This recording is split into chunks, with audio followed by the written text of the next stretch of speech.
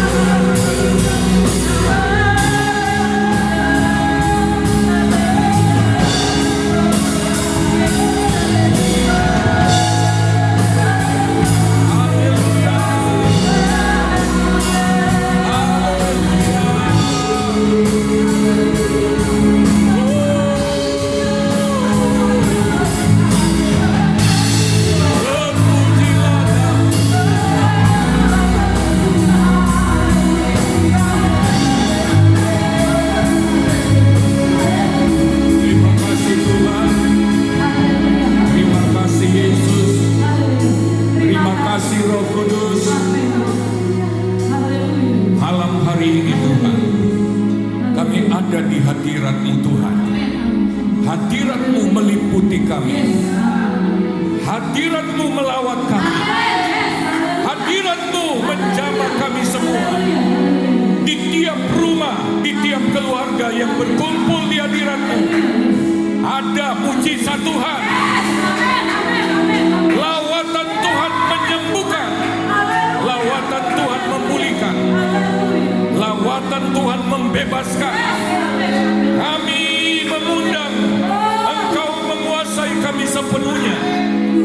Datanglah kerajaan-Mu, jadilah kehendak-Mu Tuhan.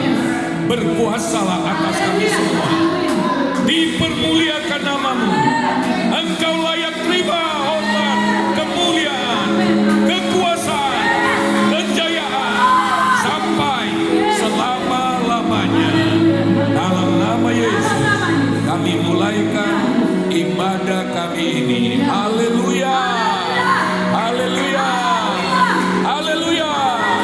Amin. Amin, yes. Haleluya.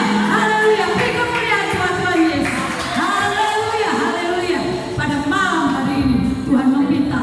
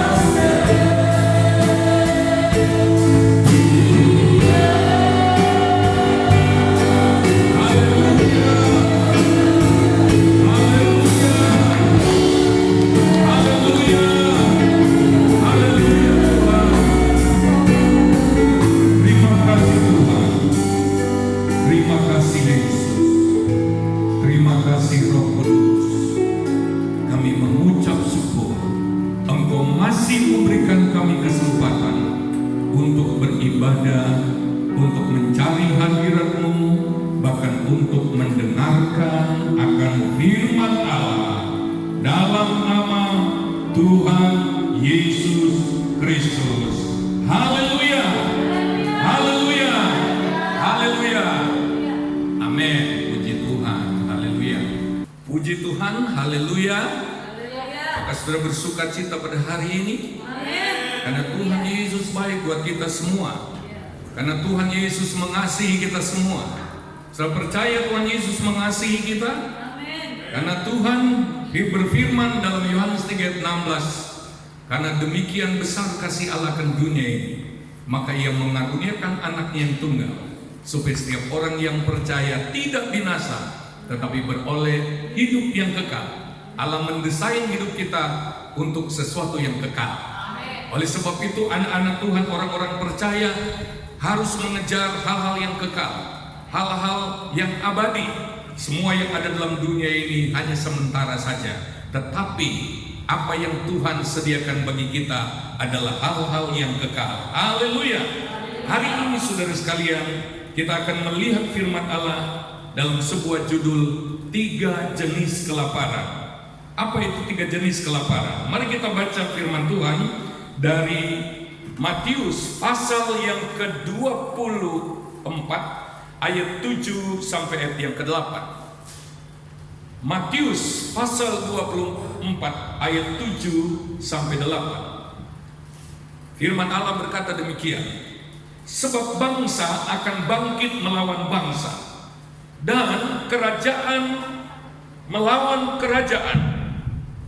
Akan ada kelaparan dan gempa bumi di berbagai tempat. Akan tetapi semuanya itu barulah permulaan penderitaan menjelang zaman baru. Saudara sekalian, ada beberapa peristiwa besar yang akan terjadi di dunia akhir zaman sebelum zaman baru yang Tuhan rancang akan berlangsung, saudara. Di antaranya firman Allah berkata akan ada kelaparan. Saudara-saudara sekalian, saya mencoba meneliti dalam Alkitab tentang kelaparan, saudara. Ada beberapa jenis kelaparan. Yang pertama yang sudah ditulis dalam ayat ini adalah kelaparan secara fisik. Apa itu kelaparan secara fisik, saudara? Ini bukan lapar pada waktu kita belum makan siang atau belum makan malam. Kata kelaparan itu berarti kurangnya makanan. Akan terjadi krisis pangan di mana manusia akan sulit untuk mendapatkan makanan. Di mana-mana manusia mencari bahan pangan itu akan menjadi sulit didapatkan. Dalam Wahyu pasal yang ke-6 ayat 5 sampai 6 dikatakan demikian. Dan ketika anak domba itu membuka meterai yang ketiga, aku mendengar makhluk yang ketiga berkata, mari. Dan aku melihat sesungguhnya ada seekor kuda hitam, dan orang yang menungganginya memegang sebuah timbangan di tangannya. Apa arti timbangan ini nanti kita lihat dalam ayat lain.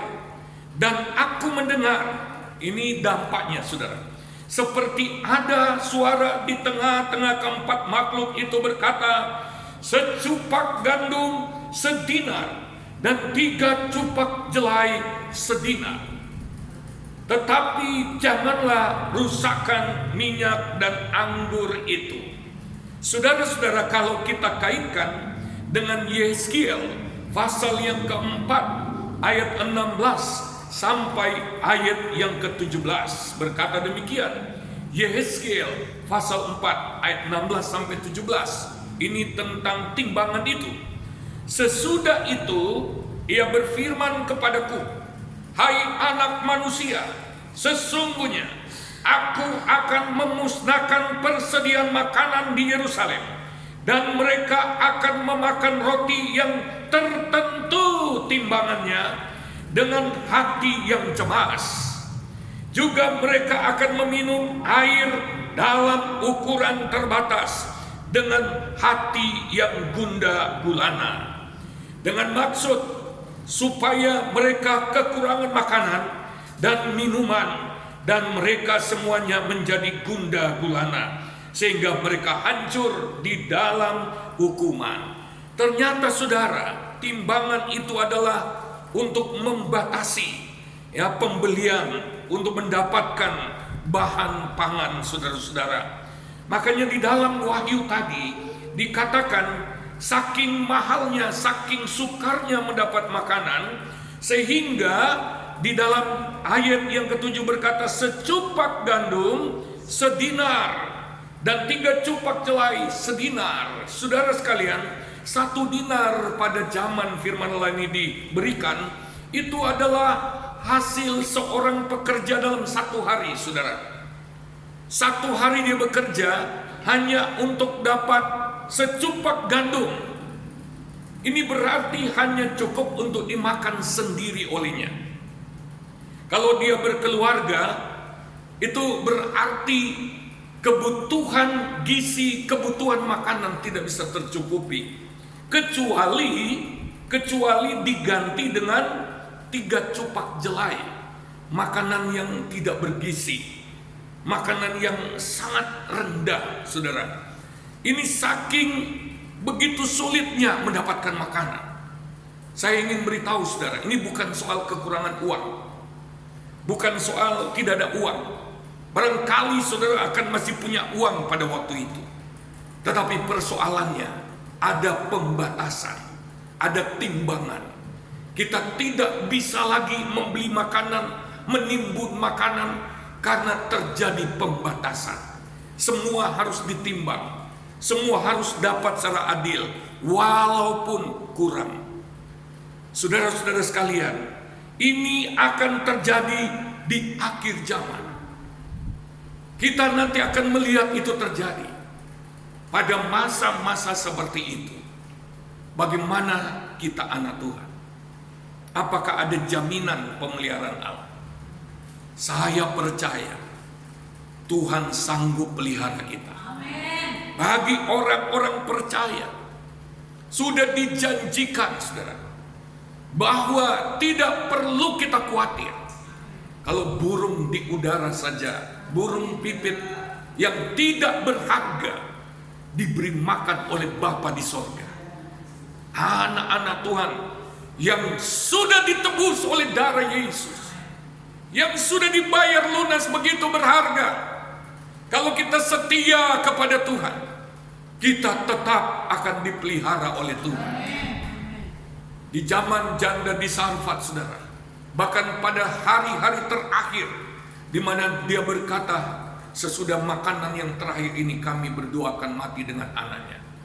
Tetapi Tuhan punya cara untuk menyelamatkan janda di Sarfat dan anaknya itu. Bahkan hamba Tuhan yang datang kepadanya yang sepertinya memaksa meminta makanan terakhir dari janda di Sarfat ini, bersama dengan hamba Tuhan itu, mereka terpelihara sampai masa sulit itu lewat. Saudara-saudara sekalian, Tuhan begitu mengasihi saudara dan saya. Tuhan begitu peduli dengan kita. Dia selalu mengamat-amati jalan hidup kita. Dengarkan baik-baik saudara.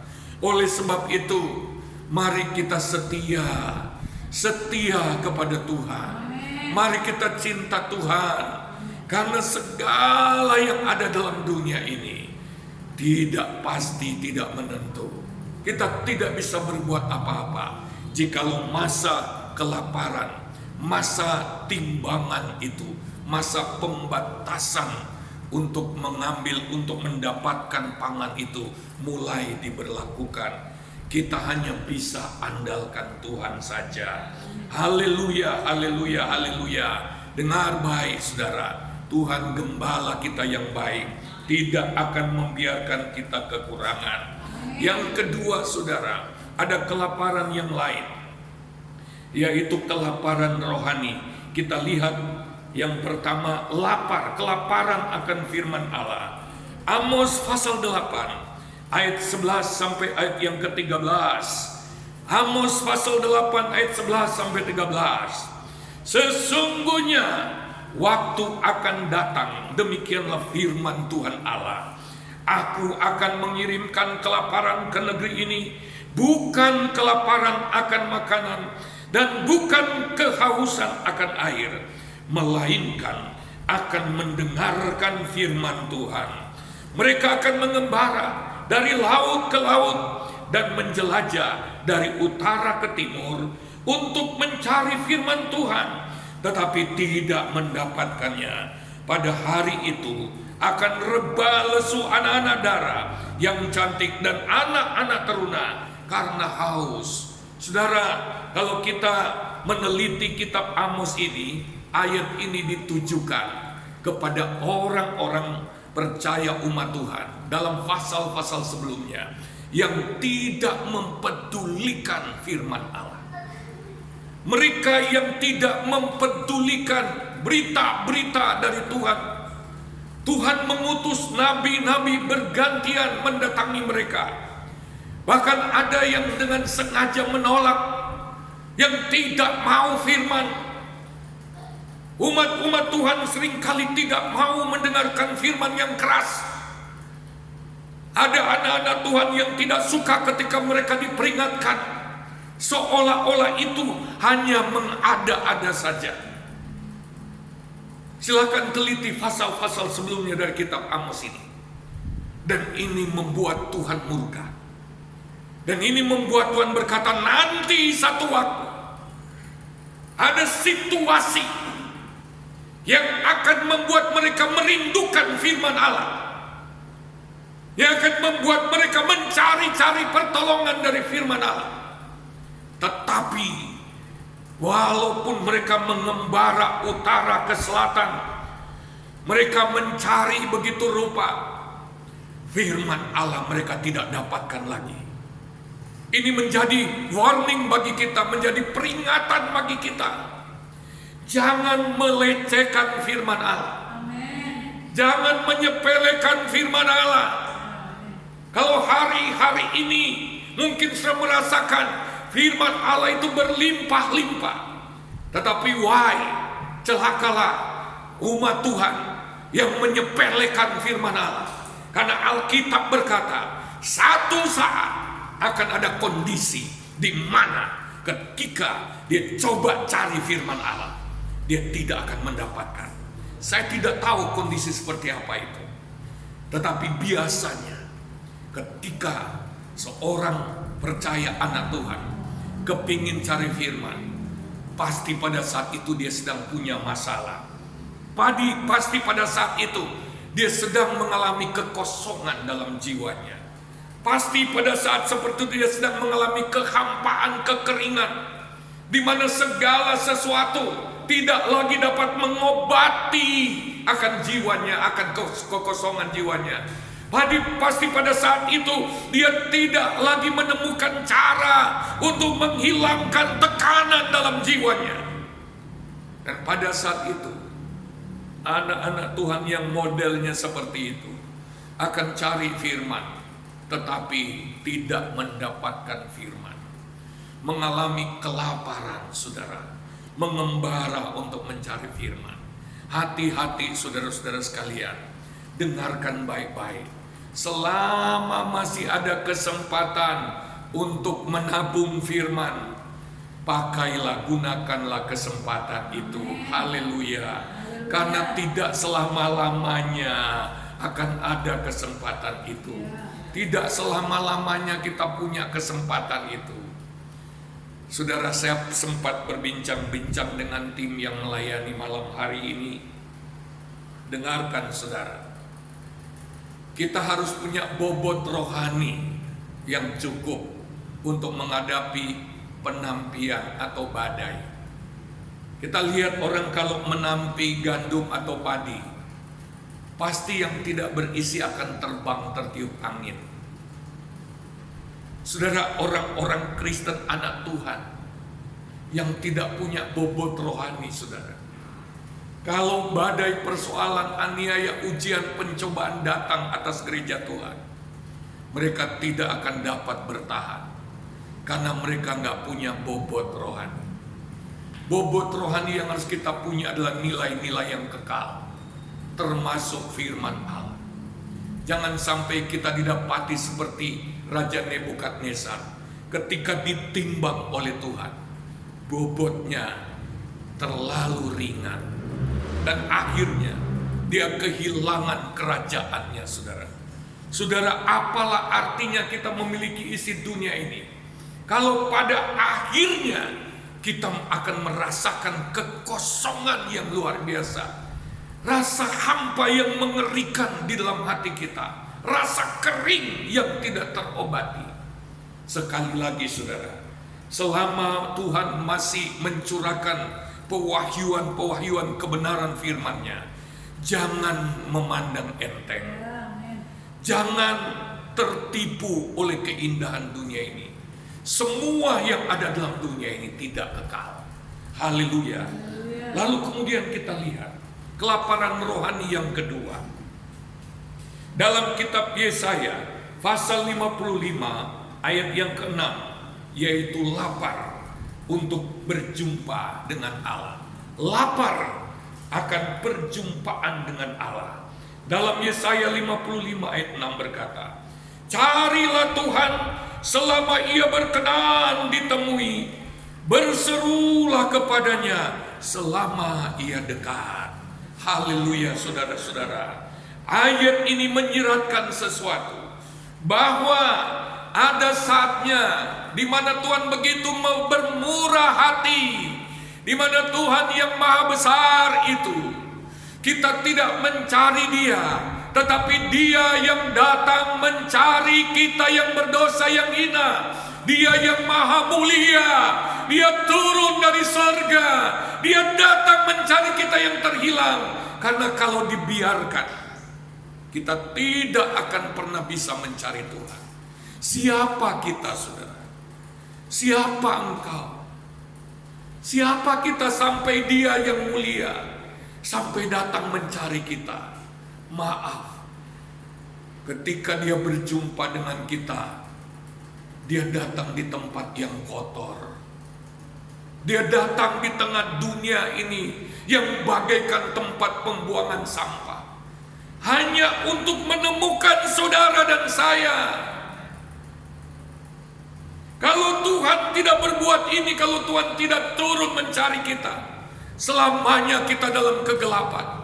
Selamanya saudara dan saya terhilang. Selamanya saudara dan saya berjalan menuju bahkan masuk dalam api neraka. Tetapi firman Tuhan ini berkata, itu tidak akan selama-lamanya. Sebab Tuhan bisa habis kesabarannya. Itu dapat dibuktikan di dalam perjanjian lama. Tuhan selalu ada ukurannya, saudara. Ketika manusia di zaman Nuh sudah teramat sangat, sudah melampaui batas tingkah laku mereka, akhirnya Allah menghukum dunia pada waktu itu dengan air bah. Ketika Sodom dan Gomora, dosa kejahatan mereka sudah sampai ke hidungnya Tuhan, sudah sampai pada batas ukurannya Tuhan, maka Tuhan membumi hanguskan Sodom dan Gomora. Saudara, jangan mempermainkan kesabaran Allah. Jangan melecehkan kesabaran Allah. Karena kesabaran Allah itu ada batasnya. Oleh sebab itu, firman Allah mengingatkan kita, carilah Tuhan selama Ia masih berkenan ditemui. Jangan duka citakan Roh Kudus. Jangan padamkan roh. Jangan sampai hati kita dikeraskan dan kita tidak punya harapan lagi untuk mencari Tuhan. Selama Ia berkenan, carilah Tuhan. Berarti akan ada waktunya di mana kita mencari-cari, kita tidak menemukan. Ada sebuah gambaran dalam kitab Kidung Agung pasal 5. Kitab Kidung Agung pasal 5 ayat 2 sampai 8. Kitab Kidung Agung ini berisi cerita kisah cinta yang menggambarkan kisah cinta antara Kristus dan gerejanya. Yesus sebagai pengantin laki-laki surgawi dan kita adalah pengantin perempuannya Kristus. Mari kita lihat gambaran. Jangan sampai ini terjadi kepada kita. Aku tidur, tetapi hatiku bangun. Dengarlah. Sementara dia tidur, belum terlelap, tiba-tiba ada suara, dengar. Kekasihku mengetuk, bukalah pintu dinda manisku, merpatiku, idam-idamanku, karena kepalaku penuh embun dan rambutku penuh tetesan embun malam. Bajuku telah kutanggalkan. Apakah aku akan mengenakannya lagi? Kakiku telah kubasuh. Apakah aku akan mengotorkannya pula? Mempelai perempuan ini pada satu malam belum terlelap, tiba-tiba kekasihnya datang dan mengutuk. Dia mendengarkan itu, tetapi dia membebalkan hati. Dia begitu enggannya, dia nggak mau susah lagi, karena katanya, bajuku telah kutanggalkan, apakah aku akan mengenakannya lagi? Kakiku telah kubasuh, apakah aku akan mengotorkannya pula? Dia sudah ada di kamar tidur, posisinya sudah nyaman, dia nggak mau repot lagi. Begitu malasnya, saudara, sehingga dia tidak segera membukakan pintu bagi kekasih. Ada banyak anak Tuhan seperti ini, saudara, yang tidak mau susah, yang jual mahal. Ketika Roh Kudus sudah mengetuk pintu hatinya, ketika Roh Kudus, Tuhan meminta waktu sebentar untuk bermesraan, untuk intim dengan Tuhan, tetapi begitu malasnya anak Tuhan ini. Hati-hati. Dan apa yang terjadi, saudara? Ayat saja berkata, kekasihku memasukkan tangannya melalui lubang pintu, berdebar-debarlah hatiku. Ini pekerjaan gambaran dari pekerjaan Roh Kudus. Saya tidak sedang ingin berkhotbah alegoris, tetapi saya hanya memakai ini sebagai gambaran saja, bahwa dalam kehidupan rohani seringkali Tuhan sudah menjamah hati kita. Hati kita sudah berdebar-debar, hati kita sudah tersentuh, tetapi kita masih berkeras hati. Kita pikir kita cukup kuat, kita pikir tanpa dia aku masih bisa hidup, kita pikir tanpa dekat dengan Tuhan gak apa-apa. Saudara sekalian, akhirnya saudara, walaupun mungkin agak sedikit terpaksa, ayat selanjutnya berkata, aku bangun untuk membuka pintu bagi kekasihku, tanganku bertetesan mur. Kita tahu kekasihnya baru memasukkan tangan yang bertetesan mur, memegang gagang pintu bagian dalam. Dan ketika mempelai perempuan ini bangun dan kemudian memegang pintu, masih ada sisa-sisa tetesan mur di sana. Saudara, saya menggambarkan ini, masih ada bekasnya, masih terasa hadirat Allah di sana dalam kehidupan anak Tuhan, masih bisa dirasakan. Tetapi selanjutnya dikatakan, jari-jariku pada pegangan kancing pintu, kekasihku kubukakan pintu, tetapi kekasihku sudah pergi lenyap.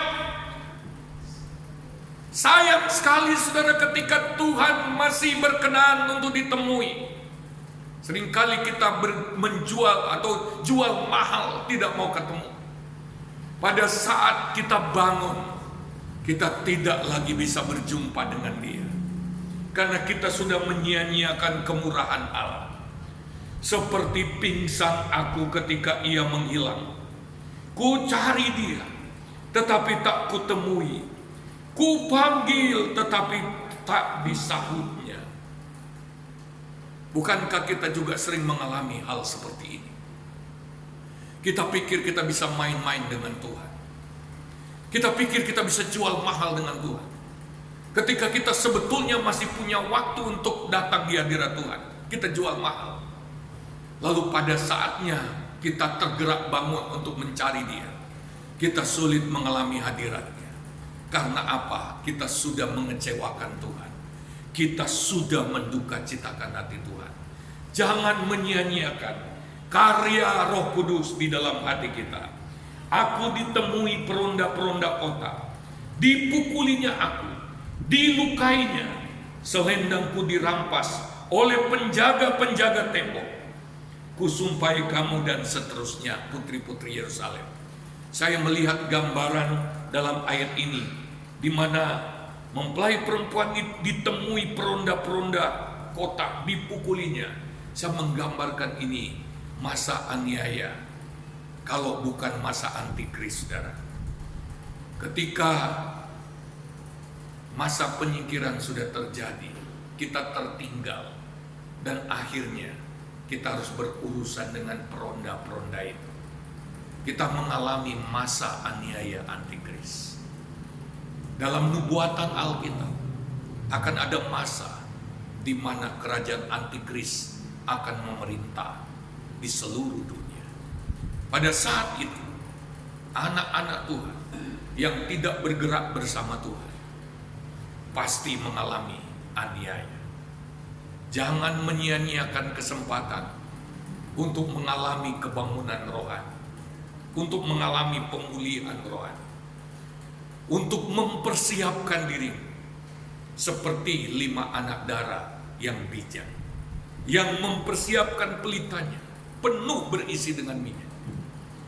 Sementara 5 anak darah yang bodoh tidak bisa masuk dalam perjamuan kawin anak domba Allah. Mereka tertinggal di luar. Mereka meminta masuk, tetapi mereka ditolak. Bahkan pengantin laki-laki berkata, "Aku tidak pernah mengenal kamu." Hati-hati saudara-saudara sekalian. Ingat baik-baik saudara. Jangan menyia-nyiakan kesempatan untuk cari Tuhan, untuk beribadah. Akan ada waktunya saudara. Kita nggak bisa ibadah sebebas-bebasnya lagi. Selama masih bisa beribadah, beribadahlah sungguh-sungguh. Beribadahlah sungguh-sungguh saudara. Gunakan itu. Yang ketiga saudara, jenis kelaparan yang ketiga adalah kelaparan yang abadi saudara. Kita lihat Lukas 16, gambarannya dalam Lukas 16 ayat 23 sampai ayat 31. Orang kaya itu juga mati, lalu dikubur, dan sementara ia menderita sengsara di alam maut, ia memandang ke atas, dan dari jauh dilihatnya Abram dan Lazarus duduk di pangkuannya. Lalu ia berseru katanya, "Bapa Abraham, kasihanilah aku.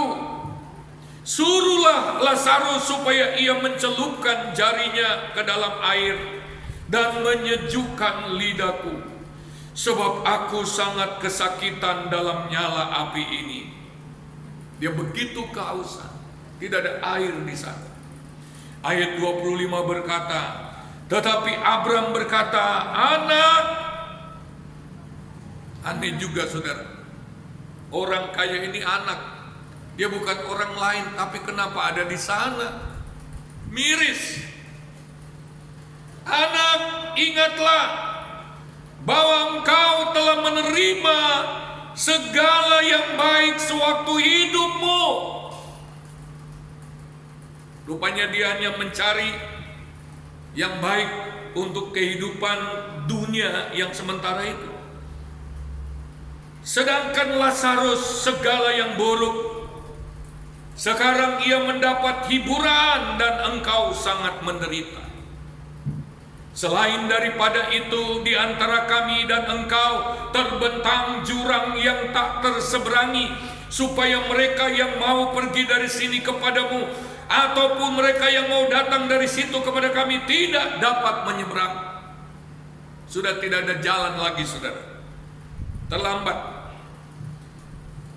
Karena keadaan itu, jawaban dari Abram itu, ayat 27, orang itu berkata demikian, "Kalau demikian, aku minta kepadamu Bapa, supaya engkau menyuruh dia ke rumah ayahku, sebab masih ada 5 orang saudaraku, supaya ia memperingati mereka dengan sungguh-sungguh, agar mereka jangan masuklah ke dalam tempat penderitaan ini."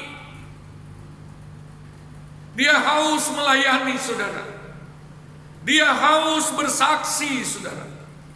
Dia ingin memenangkan keluarganya, tapi sudah terlambat. Dia ingat saudara-saudaranya yang cara hidupnya masih serampangan, yang cara hidupnya masih sembrono, yang cara hidupnya masih menyepelekan Tuhan, yang cara hidupnya yang tidak mengindahkan Tuhan. Dia teringat ketika dia menderita, "Tolonglah, suruhlah Lazarus supaya pergi berkhotbah, supaya pergi mengingatkan mereka. Itu artinya apa, saudara? Dia sudah terlambat, saudara. Jangankan menolong saudara-saudaranya yang masih hidup, dia sendiri tidak bisa lagi menolong dirinya.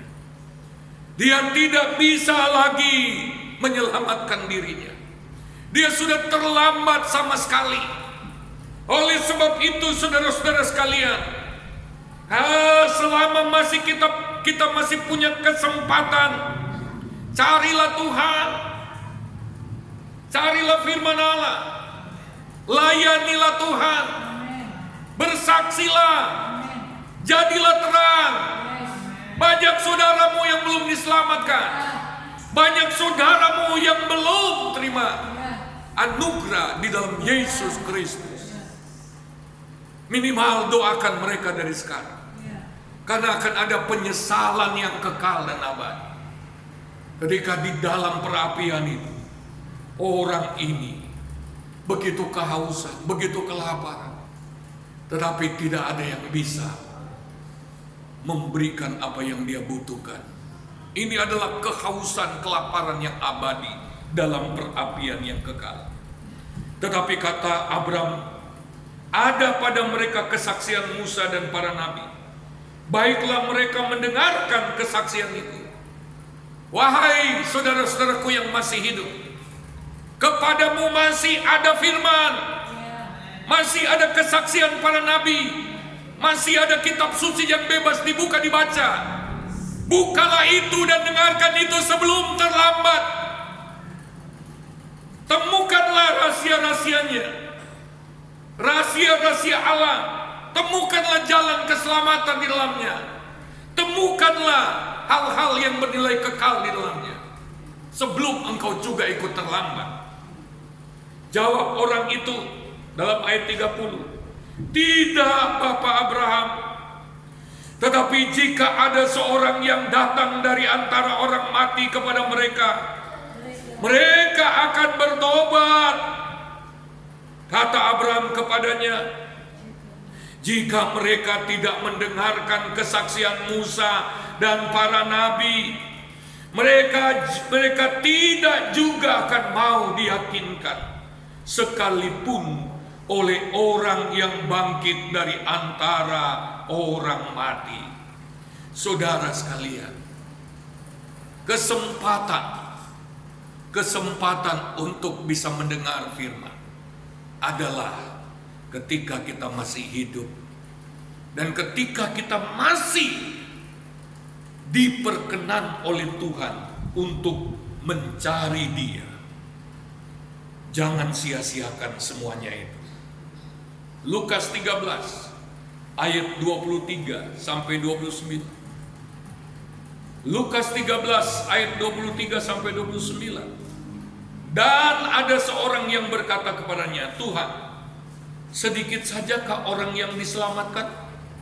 Jawab Yesus kepada orang-orang di situ, berjuanglah untuk masuk melalui pintu yang sesak itu. Sebab aku berkata kepadamu, banyak orang akan berusaha untuk masuk, tetapi tidak akan dapat.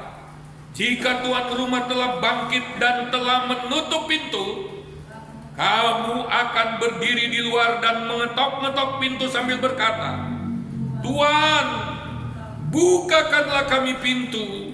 Dan ia akan menjawab dan berkata kepadamu, aku tidak tahu dari mana kamu datang.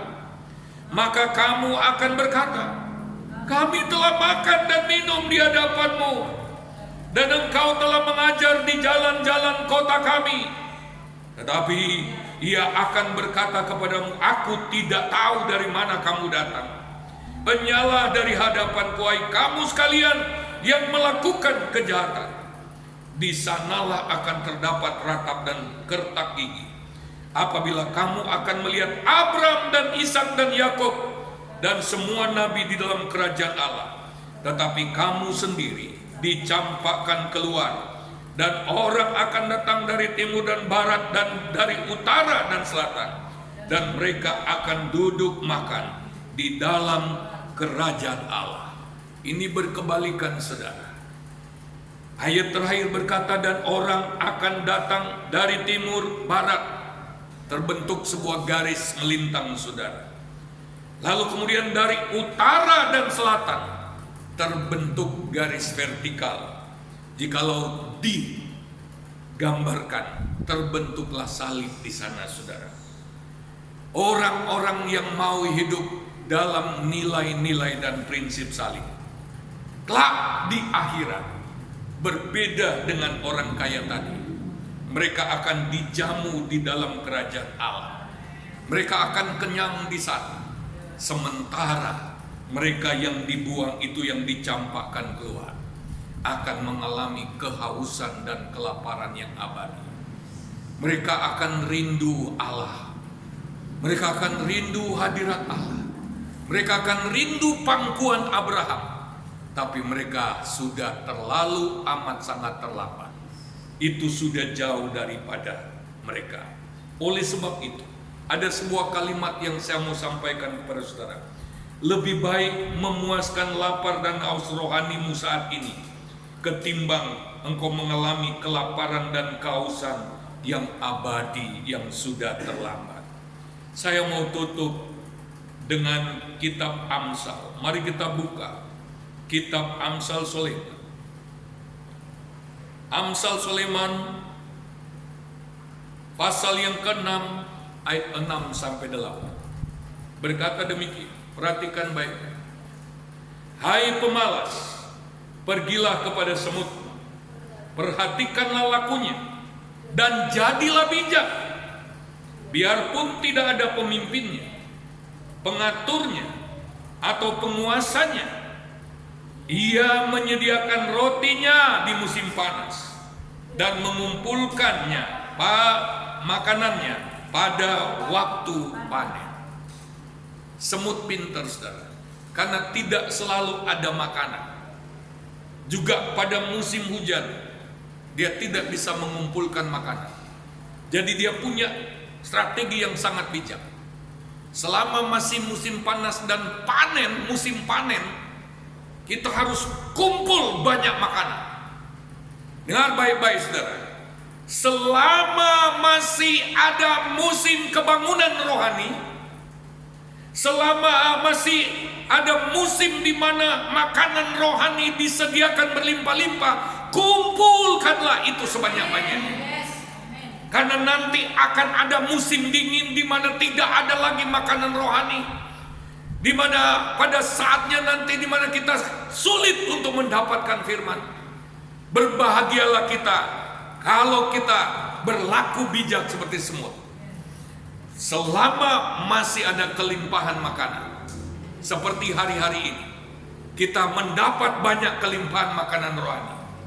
Kumpulkan itu, renungkan itu, perkaya hatimu, lumbung hatimu dengan kelimpahan makanan rohani. Tandanya kalau hati kita penuh dengan firman, kalau kita mengalami masalah, reaksi kita pasti firman. Reaksi kita bukan reaksi daging. Tandanya kalau kita benar-benar kaya dengan firman. Setelah lihat orang kalau mabuk, saudara, orang kalau mabuk anggur, maka anggur itu, alkohol itu akan mengendalikan hidupnya. Orang yang mabuk firman pun seperti itu. Dia akan dikendalikan penuh oleh firman. Bagaimana caranya mabuk firman? Belajar, berlatihlah, dan bertekunlah merenungkan firman Allah itu siang dan malam. Berikan kesempatan firman Allah itu masuk dalam hatimu, dalam perbendaharaan hatimu. Biarkan dia mengendalikan hidup. Haleluya, haleluya, haleluya. Mari kita datang kepada Tuhan. Haleluya, haleluya. Kita nyanyikan lagu Bapa Kau Setia yang kita nyanyikan tadi. Haleluya, haleluya, haleluya. Mari tunduk kepala di hadapan Tuhan. Haleluya, haleluya, haleluya, haleluya.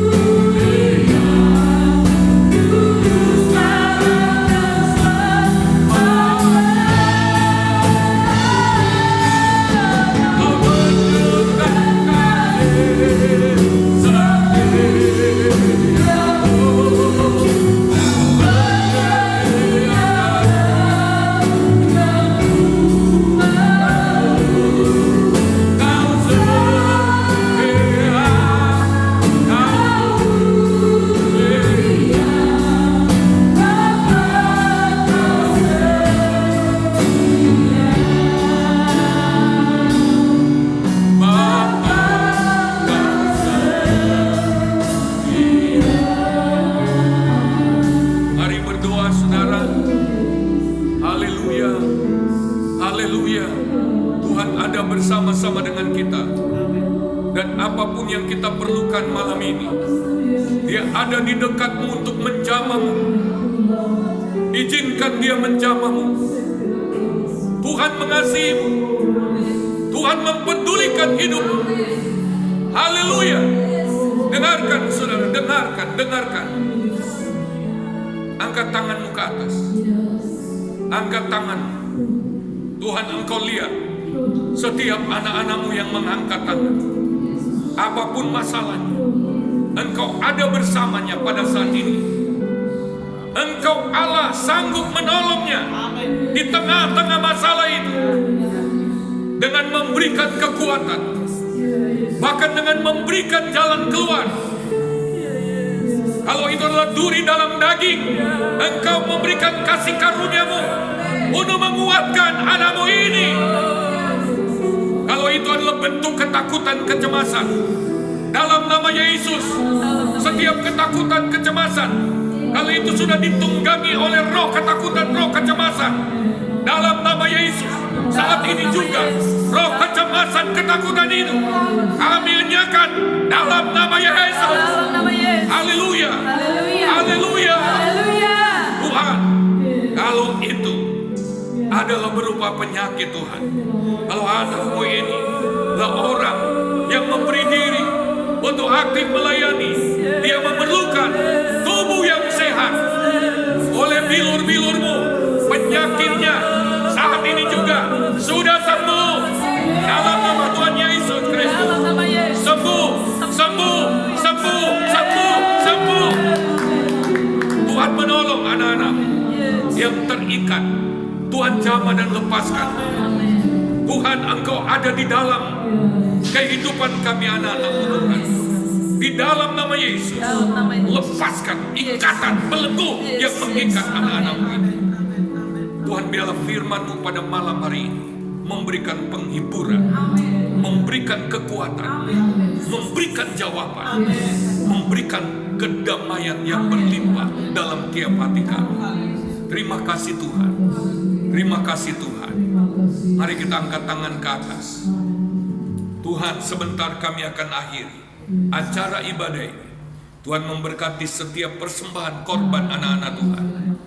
Tuhan, peliharakan kami semua di dalam kasih-Mu Tuhan. Setiap keluarga kami, setiap rumah tangga kami, bahkan setiap usaha kami di masa-masa yang sulit ini, Tuhan tetap memberikan kemudahan. Tuhan tetap memberkati, sehingga tetap ada pemeliharaan Tuhan yang kami rasakan. Saudara sekalian, terimalah anugerah dan sejahtera dari Allah Bapa di surga, kasih dan kemurahan dari Yesus Kristus, Anaknya yang tunggal, persekutuan dan penyertaan Allah Roh Kudus menyertai kita dari sekarang ini sampai Maranatha, sampai Tuhan Yesus datang kembali. Dalam nama Tuhan Yesus, haleluya.